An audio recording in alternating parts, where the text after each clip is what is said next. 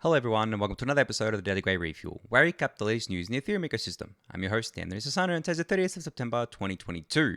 Alright everyone, let's get into it. So we've got a nice little merge retrospective thread here from Marius, who talks about, I guess, like what's happened in the almost 2 weeks since the merge. So this was really cool. So he says, almost 2 weeks after the Ethereum merge, it's time to have a little retro. Hashrate right before the merge was 860 terahashes. ETC hashrate went up by 100 terahashes. ETH Power has a hash rate of 50 terahashes, and Raven went up by 10 terahashes, equivalent to 20 terahashes in Ethash. So less than 200 terahashes went to other proof of work networks. Thus, mining rigs doing 660 terahashes a second are shut off, or 860 terahashes from the all-time high of 1.06 petahashes, which ultimately leads to a reduction of 76% or 81% from all-time high, and this corresponds to a reduction in CO2 emissions of 13,680 tons every single day, which is equivalent to 2 coal power plants. This means crypto uses 16.264 terahashes less energy per year. Global energy consumption is 14,000, megatons per year. So yes, the Ethereum merge reduced global energy consumption by 0.1%, even if some of the miners switch to other networks. That's still, in my mind, like just mind-boggling, right? The achievement that we've kind of gone with here, with the move from proof of work to proof of stake, and how much less energy the network is using. It's actually still just incredible to me. I'm still in disbelief about it. And then Marius continues and says, I suspect that over the next weeks, months, even more miners will shut off their rigs as profitability on the smaller proof of work coins is already negative for energy prices that are greater than $0.05 per kilowatt hour.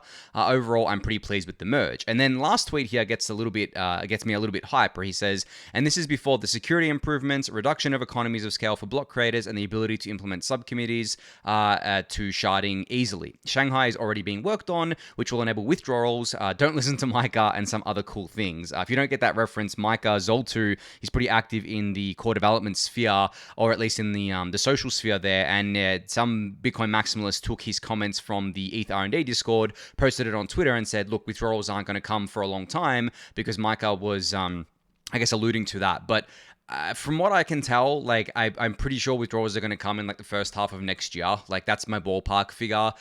There is obviously very vocal signaling from the core devs because they want to get it done. The community wants it done. I'm not expecting any kind of major delays from that 6 to 12 month timeline that we kind of gave, or I guess like the community kind of came to understand after the merge there. So yeah, just a cool little retrospective from Marius focusing on the energy usage and the energy usage reduction, which is just absolutely insane to me. So I'll link this thread in the YouTube description if you want to read it again, but just thought I'd highlight that.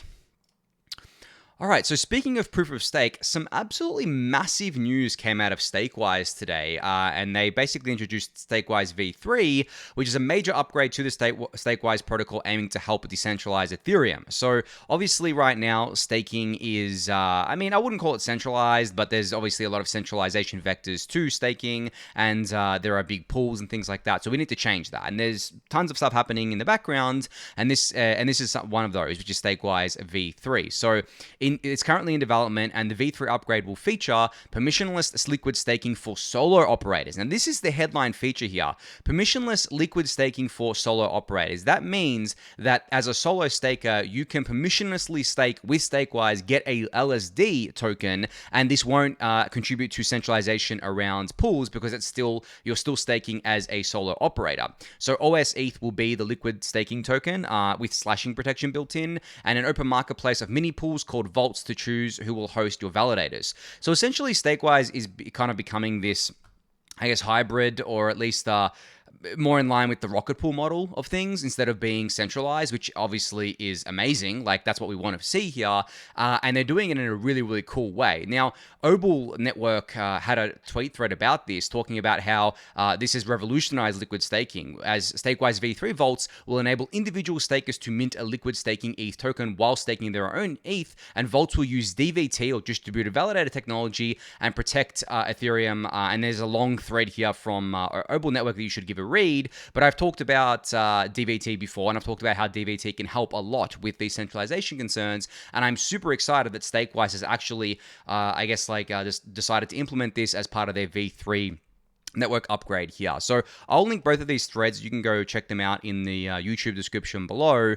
But I think this, coupled with withdrawals being enabled, and then that coupled with just more competition coming online, is really going to alleviate a lot of those centralization concerns around proof of stake. Now, I know there's a lot of concerns around MEV extraction right now, and how Flashbots has, I think, 25% of total, Flashbots has 81% of the MEV boost relay kind of market share there, and they're censoring Tornado Cash transactions right now, and I think it's about 24% of the overall network or something like that. So we're obviously having this concentration of builders, and Tony here actually has some stats around this. So Tony, who's an Ethereum researcher, shared on Twitter some stats around MEV boost builders market and MEV boosted block market on this website, on his website here as well, at the subdomain MEV boost, and you can go check this out. I'll link it in the YouTube description, but just more stats around this. But I think that right now is the main concern, is this kind of, I guess, centralization of builders.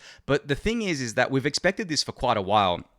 And this is why things like PBS and CR list have been in the works. Now, PBS is akin to the way MEV Boost operates today. It's just that instead of it being like an extra sidecar thing that gets implemented, kind of extra protocol, it becomes an in-protocol feature, right? And then we couple that with CR list, which stands for censorship resistant lists, in order to maximize the censorship resistance on Ethereum. And obviously there's other things that we can do to alleviate concerns around this by making, the shutterized beacon chain upgrade a reality, which I've talked about in the past, which is basically this notion of everything is private in the mempool. You can't actually see what the transactions are, and this would go for MEV transactions as well. So public or private mempools, everything is private. So you can't actually see what those transactions are, and you can only see what they are once they are actually mined into a block. Now, obviously, this doesn't help with censorship at the attestation level of validators attesting to blocks, but it does help with that at the inclusion level, which is what the main concern is. The thing about the censorship at the attestation level, if you start not kind of attesting to blocks, you're basically just going to send your own validator offline. And if the majority of the network stops doing, not the majority, if a large enough portion of the network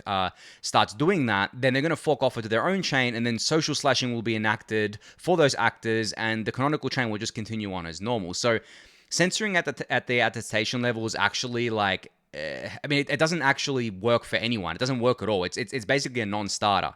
But at the inclusion level, we're already seeing it happen, right? We're already seeing people using the Flashbots relay, which currently censors Tornado Cash transactions, and that means that if you want to get these if you want to get your Tornado Cash transactions in via that relay, it's not going to happen. It's just going to be dropped.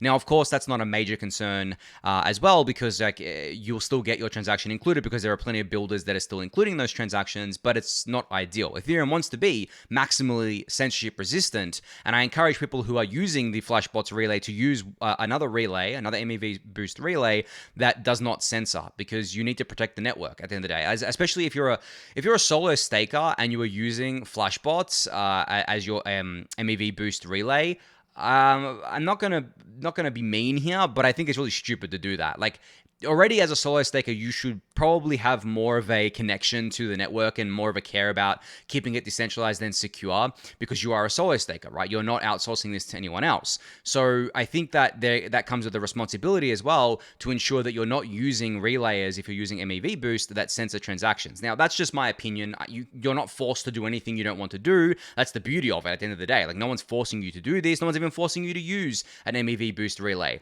But if you are a solo staker and you care about Ethereum's decentralization, its credible neutrality, its censorship resistant properties, then you should be using a relay that does not censor, and you shouldn't be censoring any on your own anyway. And the worst part about this censorship is that it's not even required as part of the sanctions. As far as I know, there has been no legal requirement from the US government for block builders to censor these transactions. It really is just the lawyers of these companies telling them, hey, play on the safe side of things, because the punishments are severe in the US. So I completely understand that. I understand the rock and a hard place these centralized companies that are running these relays find themselves in. But at the end of the day, there has been no legal requirement. And even if there was, it's still shitty, right? Like, I'm not saying that we should care about what each nation's legal requirement is at the end of the day, because Ethereum is a global network. It is not bound to any one nation state. But the people that build on the network, the people that I guess use the network, are bound by those rules at the end of the day. So I can understand that, but as stakers, and you should be using something that doesn't censor, at least in my opinion. But yeah, you can go check out all of these updates. I'll link them all in the YouTube description below. All right, so we've got a major announcement out of Metamask today. They have brought out or announced something called Portfolio dApp, which is an entirely new way to manage your tokens and NFTs across multiple chains and multiple accounts.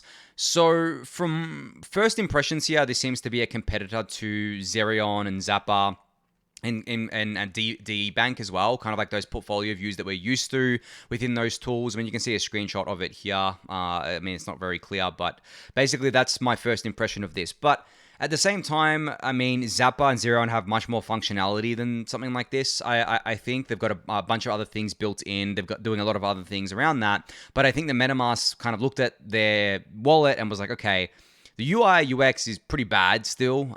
It's obviously MetaMask is secure and reliable, and everyone still use it. I mean, I still use it. But the thing is that people have been clamoring on for ages. Hey, MetaMask, can we have a way to kind of view our portfolio or view our NFTs or view our DeFi positions and all that sorts of stuff? And that has obviously become been filled in the past by Zappa and Zerion and others such and other such portfolio trackers. And I guess MetaMask saw that and was like, okay, let's bring this in house. So I mean, I think this is live. Is this live today? Yeah, it's live right now at portfolio.metamask.io. And actually, if I'm on the Sassel.eth account, I can go here and see what's up. So I can connect my MetaMask, connect Sassel.eth, and then I'll be able to see my profile pop up here if it wants to work. No, you know what? These things, they'll work the first time for me. Oh no, it's loading. It's just probably the first time I've connected it here. So yeah, I guess it's showing me my whole portfolio on Sassel.eth across all the various networks that have been selected here, which are obviously all EVM networks. And you can kind of there's a watch list here and there's a settings. And then you can see your NFTs as well. So it's very basic. Like it's not to the extent of what Zappa and Zerion have, but that's not to say that I guess MetaMask won't keep integrating more and more features and stuff like that. So I expect that to happen too. But just great to see more competition here and great to see MetaMask doing something like this because, as I said, it's been one of the main criticisms people have had of MetaMask in the past, and it's great to see them produce something like this for end users. And there's also a dark mode. I've got light mode on there. There's a dark mode as well. So very cool to see. I'll link this in the YouTube description. You can go check it out for yourself. All right, so Meta announced today that everyone on Facebook and Instagram in the US can now connect their wallets and share their digital collectibles. So I believe you can connect your own Ethereum wallet here. I think this kind of like had already happened, but in like a limited feature rollout here. But essentially everyone in the US can now do this. And there's been a rolling blog post here that I believe I've covered in the past, but it lets you connect from a bunch of different wallets such as MetaMask and Rainbow and I think a Coinbase wallet as well and a bunch of other ones. As I'm not in the US, I don't think this will work for me, so I'm not going to show you a live demo of it or anything. But this is pretty big that I guess like Instagram and Facebook are still going down this road, still embracing this stuff. I know Mark Zuckerberg's, I guess, like vision for Meta is to be a metaverse company, and there's been a lot of heavy criticism about that, and a lot of it is not unwarranted, just given the fact that the metaverse is still a very undefined thing, I think. I think the best example of a metaverse that we have really over the last 20 years has been MMOs at the end of the day, right? Like I've been playing World of Warcraft Classic lately because the new expansion pack came out. Or I shouldn't say new expansion pack because the Classic is just a re-release. But I've been playing that. And as I'm playing it, obviously a lot of people are playing it right now because it's a new release. And there's people everywhere and I'm interacting with them, playing with them, doing all this sorts of stuff. I'm like, this is the metaverse. Like I'm playing as a character that I created. It's my character is a Tauren, right? It's not a human, and it's playing as like this Death Knight class that has all these abilities and everything. It's not me. Like I am my kind of like Tauren character in the game while I'm playing the game to everyone else. Like I'm not Anthony Sassano. I'm not Sassel. I'm not like I'm not an Ethereum influencer to anyone on that game. In that metaverse, in the World of Warcraft metaverse, I am my whatever character I'm playing at the time, and people know me as that. And know me as my character name, obviously. So I think that, and not just World of Warcraft, but MMOs generally are the best example of a metaverse that we've had. I think that once we get to a point where we have like I guess like an MMO that's lasting, that's popular in virtual reality, that takes it to the next level. And obviously Facebook is Meta is very involved with virtual reality headsets because they bought out Oculus a while ago, and they've got the Oculus Rift headsets and other similar headsets as well that they've been releasing. So I think that they're right about the metaverse, but maybe wrong on the implementation side so far, because right now, like, we don't know how it's going to shape up within the NFT ecosystem either. It's kind of like 1,000 experiments being run in parallel to see what sticks, but I think there will be something here. I do think so. I just think that it's going to take longer than probably we would like. And as I said, there are already metaverses out there that prove out the use case, but what it's going to look like with NFTs, virtual reality, all that sorts of stuff. I guess we're seeing the early, examples of that as time goes on here. But yeah, anyway, you can go check out this blog post here. I'll link it in the YouTube description below. All right, so Warner Music Group has announced a collaboration with Opensea today to do, I think, music NFTs. So music NFTs is another thing that's come under a lot of scrutiny. I know there's a few people on Twitter that I follow that are really, really into them. One of them is Cooper Turley. He's been a good friend of mine for a little while, and he's really into music NFTs. And now Warner Music Group is throwing their weight behind it, which is one of the biggest, music groups in the world, and teaming up with Opensea to do things around music NFTs here. So I guess a big vote of confidence. Obviously, Warner Music Group sees something here. Who knows if it's going to work? Who knows if it's going to be popular, if it's going to actually have lasting value, if people are going to care? We're going to have to see. It's the same thing with what I was just talking about, where we're going to run all these experiments. We're going to see what people care about, what they don't care about. And then that'll become the standard going forward as well. So you can check out this blog post to read all about their announcement today. All right, there you go, loaded. So Anurag from Polygon here today put out a thread talking about how Polygon is really just a bunch of startups within a startup. And he lists out all the things that they're working on right now. Or just some of the stuff that they're working on right now, such as zkVM through Hermes, which is an EVM opcode-based zkVM, a really fast zero-knowledge crypto prover that can prove any EVM transaction with Polygon Zero, a new zkVM that will have parallelization and privacy built in, which is Maiden, a new EVM rollup sequencer node, a rollup SDK built with this node, which will also support Validiums and sovereign rollups, a brand new data availability layer targeted for sovereign rollups and Validiums, a decentralized rollup sequencer hub to service any rollup, EVM parallelization, account abstraction, a ZK-based global ID system, a generic message passing mechanism between chains based on ZK, that's most of the stuff that he's listed out here. It really is insane how much Polygon has going on right now, and across many different verticals too. And they've really taken the Ethereum scaling, roadmap to heart, and are working on it in various different ways. Like, not just rollups, but other layer 2 constructions such as Validiums. And they're also doing things like sovereign rollups and app-specific things, and they have their SDK. And I spoke about Stack and Network yesterday about how they have their SDK as well. And someone asked in the comments, like, how is this different? Isn't Polygon already doing this? And it's a good point, but I think Polygon's SDK, at least right now, is more of a white glove service where essentially Polygon will work with the teams to spin up these things, at least as it exists right now, whereas Stack and Network is trying to be a more generalized do-it-yourself kind of solution there, which obviously makes a lot of sense.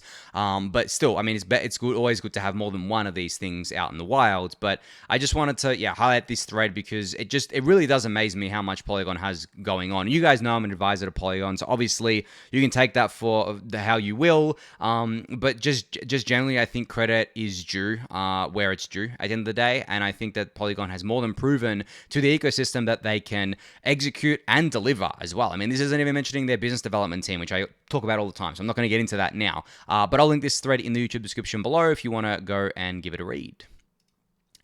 All right, so a new integration was announced today from Aztec, which they're integrating, they're introducing a ERC4626 bridge. So ERC4626 is, the yield ERC standard. So they say, it's a template for the creation of tokenized vaults that represent shares of a single underlying token.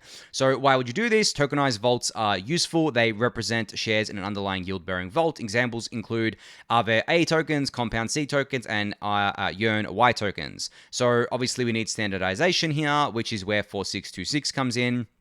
And then Aztec has introduced this bridge that they're calling the one bridge to rule them all, and it allows people to issue and redeem shares of ERC 4626 Vault after that Vault is listed in the contract.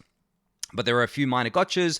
The Vault has to be listed in the bridge contract before use, and the Vault share and asset tokens and have to be registered on the rollup processor.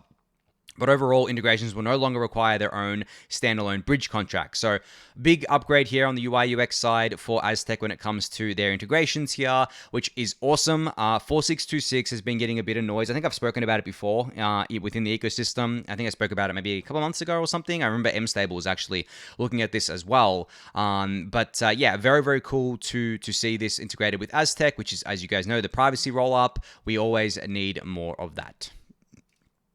All right, I missed this a couple days ago, but Starkscan was announced, which is a next-generation Starknet block explorer that the community deserves, as they say. So, and then they list out 10 reasons to use Starkscan in your dApps. So I believe it's live today. Yeah, it's Starkscan, man, it's a mouthful, .co here. And you can see it's a block explorer for the Starknet ecosystem. See, it's tracking things like blocks, transactions, contracts, all that sorts of stuff there. Very, very cool to see this. I mean, this looks awesome, honestly. Like, it's really snappy. I mean, you can see me playing around with it here. There's no lag, really. You can see all the relevant information. It loads very, very quickly. You can, I guess, deep dive into it and see everything or similar things that you might see on Etherscan. But yeah, this is awesome. So I just wanted to highlight this for you guys to go check out because obviously the Starknet ecosystem continues to grow and we want to have a window into its growth overall and be able to explore all of the things going on under the hood. All right, so speaking of Starkware, their StarkWare's Regenesis plan is here and it's smooth. Regenesis will follow Cairo 1.0, making Starknet contracts simpler and safer. So the Regenesis will be seamless for users, simple for developers, no downtime involved, and shaped with the help of the Starknet community. So the TLDR is here. So they've shared the detailed plan for the Regenesis, which is shaped by extended discussions with the Starknet community. Regenesis will follow the release of Cairo 1. Users should be prepared to update their wallet during the transition phase, and developers are required to port their contracts over. So it's mostly seamless for end users. They just need to update their wallets. For developers, a bit more involved. They need to port their contracts over. But again, not too heavy of a lift there. So if you want to read the details about this Regenesis, you can go check this out. Check this blog post out, which I'll link in the YouTube description for you below. All right, so speaking of metaverses before, Hashflow has introduced us to their Hashverse today, which is a story-driven gamified DAO where you will shape the future of Hashflow by staking tokens, completing quests, and earning rewards at hashflow.com/Hashverse. So there's a thread here going over exactly what this is and how they're developing this and how they're developing their DAO model. But this is really cool because it reminds me of what Element Finance did as well. They kind of like gamified their decentralization or their DAO and gamified their token issuance here, and you can see on this page, enter the Hashverse, shape the future through governance, through quests, earn. This is starting to look like an MMO right now, which is cool because it's kind of talking about what I spoke about before, how MMOs really have been the one true metaverse at this point in time. But this isn't live just yet. It's just kind of like they just introduced it here where you'll be able to, stake tokens, participate in the DAO, and they've detailed it in the Twitter thread here. And their native token, I believe Hashflow has announced their native token in the past, which is HFT. So when asking when token, the DAO requires HFT to operate. So they're announcing that the HFT token will go live on November 7th, 2022. Actually, I missed that before. I don't know how I missed that, and that was just news to me. So yeah, that's going to be going live. And if you want the full details of all of this, you can go read the blog post here, which is not a long read. It's only about 3 minutes. I think this is cool. As I said, I want to see more. I've said this plenty of times on the refill. I want to see more experimentation with DAOs, with token issuance models, with getting the community more involved, not just giving tokens to the community through an airdrop and being like, hey guys, here's some tokens, vote or don't vote, or dump them, or don't dump them, totally up to you. No, I mean, we need better models here. Like, we need to align incentives better here, and I think that's what Hashflow is trying to do with Hashverse. All right, last up here, a very, very interesting tweet from David Hoffman today that got me thinking. So he said, 8 hours of ETH issuance burned inside of 40 blocks. It's easier to burn ETH than it is to issue it. Now, I've been talking about this a lot on the refuel over the past couple of weeks, especially in a post-merge world, about how we're not deflationary all the time because gas fees aren't over that ultrasound barrier of around 15 Gwei all the time. But The thing is that because we're issuing such low amount of ETH in proof of stake, it doesn't take much to wipe out that issuance, right? It doesn't really, and the thing is as David Hoffman outlines here, 8 hours of that issuance was burned inside of 40 blocks because gas fees spiked. So you can do some really fun math around this. You can say, okay, well, if gas prices were at 100 Gwei for 24 hours, right? What would the burn be, and how much proof of stake issuance would that offset? Well, if 8 hours of ETH issuance was burned inside of 40 blocks, we can do some naive math here. So 40 blocks times 12 seconds, you got 480 seconds here in minutes, right? Or I should do in hours, actually, make my math easily here. So that's just 0.13 hours, right? 0.13 hours. At 100 Gwei, burned 8 hours of ETH issuance. That's crazy. Could you imagine 100 Gwei for the whole 24 hours there, right? Like, I mean, I've stuffed up the math here because doing math live on this video is quite difficult. But if you extrapolate that out to the total amount of blocks that it issued each day, which it can actually do because you can just do a naive thing here. I'm just gonna do it quickly here. 6 times, oh man, I am failing right now, times 12. So there's 7,200 blocks per day in proof of stake, because each block is 12 seconds. So if we'd had 100 Gwei at 7,200 blocks, we would be destroying a lot more than 8 hours of issuance. I mean, you can just divide it by 40 here, 180. So if I'm doing my math right here, 180 times 8 hours, you get 60 days. If I'm doing my math right, I hope I am. I don't know for sure. Maybe you guys can correct me. 100 Gwei for 24 hours would wipe out 60 days of proof of stake issuance via the burn. I hope my math is right there. It sounds insane off the top of my head. I am going to check that after this episode. But the point is, the real point here is that like our issuance is so low within proof of stake that any like demand or any kind of spike in fees is going to remove a lot of that, I guess, that issuance, and the thing is, it'll make up for the periods of time where we're below that ultrasound barrier. So that's why it doesn't make sense to measure things day to day. If to call ETH deflationary day to day, it makes sense to call it deflationary from longer periods of time, such as months or years, or even just since since the implementation of EIP 1559. So I'm going to do some math on this. Maybe I'll post my results in the Daily Gwei Discord channel, but I think that it's worth thinking about. It's worth realizing that the burn is very strong. It can offset a lot of that issuance that we have under proof of stake. And someone actually asked me the other day in the Discord channel, like, why is a deflationary ETH desirable? And we had a bit of discussion about that. You can go Google. You can go search in Discord channel for the discussion there.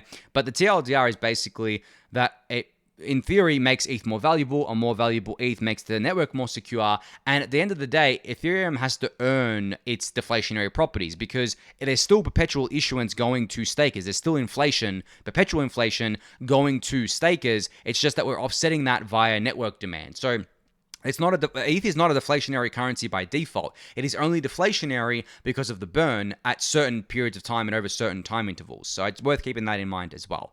But I think on that note, that's going to be it for today. So thank you everyone for listening and watching. Be sure to subscribe to the channel if you haven't yet. Give it a thumbs up, subscribe to the newsletter, join the Discord channel, and I'll catch you all next week. Thanks everyone.